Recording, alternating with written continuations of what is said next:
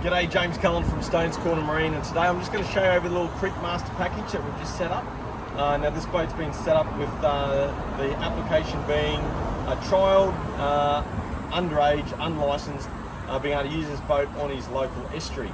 So the motor on the back of this boat, maximum 6 horsepower, that's what we're allowed in Queensland as a maximum. Yes, it will be a slow boat, yes it'll be putt-putt, no it won't get on the plane, but that is the power's being chosen on the application and what the driver of this boat will be able to use. Later on, the 3.7 Creek Masta will accept the 20 horsepower Yamaha, and we often see 15 or 20s fitted. They will certainly get up on the plane and be a cracking little boat in the estuaries, and certainly something that these young owners will aspire to get one day when they're of age and got licence.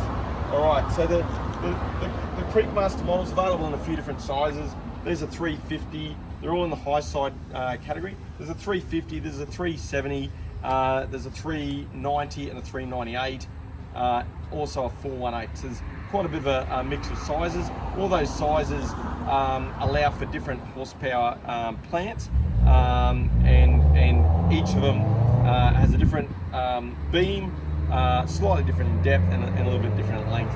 They generally go on a common trailer, so whether you get the 350 or the 370, that their overall trailable length's about the same. That also goes for the 390 and the 398. When you go in the 418, they go onto a longer trailer, generally speaking. All right, the Creek Masta is one of my favourite little estuary boat models. It comes packed with usable features for whether it be fishing, prawning, or crabbing. I'll start at the front of the boat, give you a quick look. The Creek Masta is fitted standard with an electric motor mount. That electric motor mount there is ready to go if you wanted to drop a little electric motor on at a later date, just to hold position while you fish the estuaries. They've got a nice lengthy foredeck and a couple of handrails for handling at the boat ramp at the front. Under that foredeck, if you come around here, you'll see that there is an anchor shelf. So there's the traditional anchor shelf, quite a big area, a lot of room there. You get your anchor chain and rope, but possibly some other gear, whether that be life jackets or gear pushed up to the front of the boat. Front cast deck. This is something that really sets the Creek Masta aside from the Nomad model. The front cast deck has a storage hatch, and in the bottom of that storage hatch is also a battery tray. So partnered with the electric motor bracket, the battery tray, and the battery being able to store below cast deck allows for a clutter-free deck when you're fishing on this front platform. Now the front platform's built off the front seat. The port seat here has all the flotation in it, but obviously it gives added length to that casting deck area. All right, just down this side, if we come around here and have a look at this, you'll notice the Creek Masta also has a starboard side pocket. It's a short pocket. It's good for your small items, wallet, phone, car keys, etc. Sunscreen, sunglasses, charts, etc. There's a little sounder mount on the pocket, so if you were to install a Garmin or Humminbird sounder GPS, there is room on that pocket. The mid part of the boat here, as you see, is fitted with a 3/4 carpeted floor.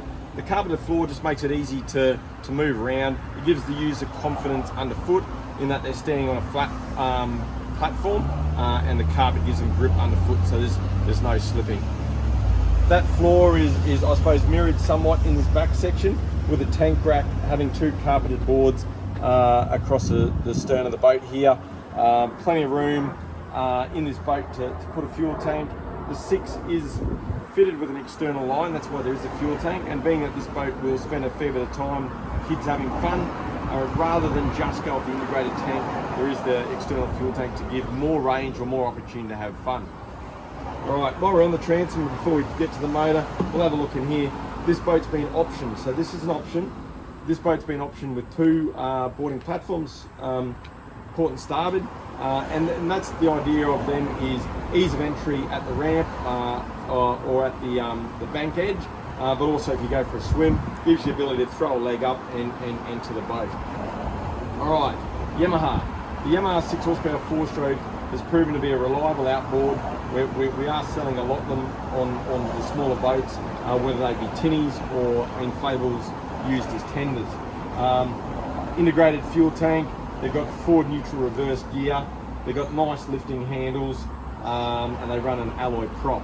All in all, they're a good little outboard. Shallow water drive is another feature they have, allows the outboard to be tilted up on I think 3 different heights and then all the way up. Good little outboard. As I said, don't criticise us.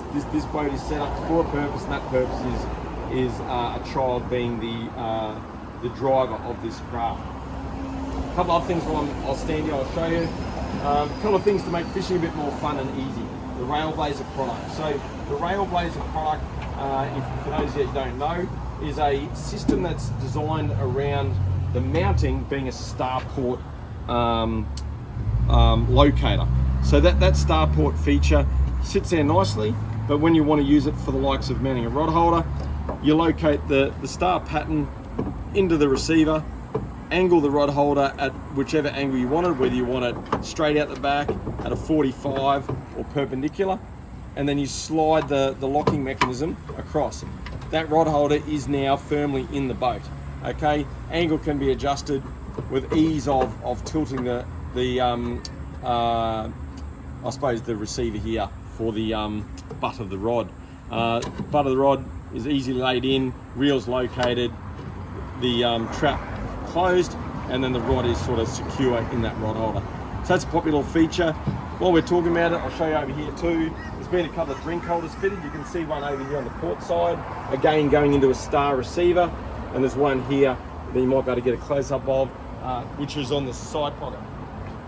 All right, finally the last little thing we've done. This little boat's going to spend the odd weekend in the water, and in that instance needed a bit of fender support.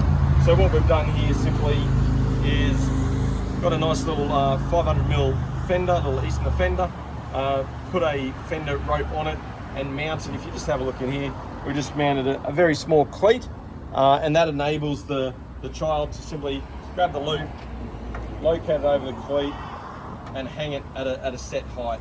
So very easy for the young man to pull up where he's going, put his fenders out, and know without having to secure or tie ropes. There obviously is that option if you prefer, but at this stage that was the easiest way we saw being able to supply that protection for the side of the boat. A couple other things. The 3.7 Creek Masta is a much bigger boat than it is on a spreadsheet. So if you're in the market for a 3.7 Creek Masta, get out of the house, get off the couch, get off the computer, and come down and check the Creek Masta out. They're a far bigger boat than they will appear on a spreadsheet. So if you compare these to boats of the 90s or early 2000s, this 3.7 is wider and deeper than many of the 4-meter boats that were sold back then. Yes, it's a fraction shorter, but it's wider and deeper. Very big volume. It's a great package. Fit on a CJ trailer and powered by Yamaha. If you're in the market for something like this, whether it be with a smaller horsepower for that sort of low-speed putting opportunity, or you want to get up and go and put a 20 on the back, by all means, give us a call. We'd be more than happy to put a quote together for you when you call. Thanks for watching. Cheers.